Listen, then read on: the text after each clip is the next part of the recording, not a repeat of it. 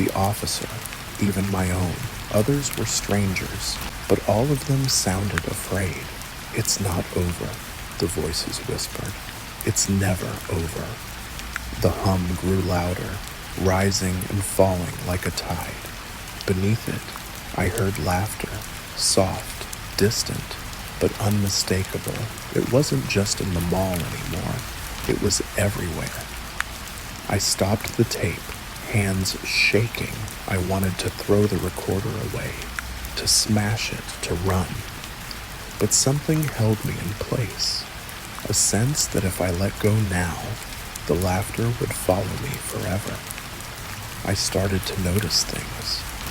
People on the street glancing over their shoulders, shivering in the sunlight. News stories about disappearances, about strange sounds in the night.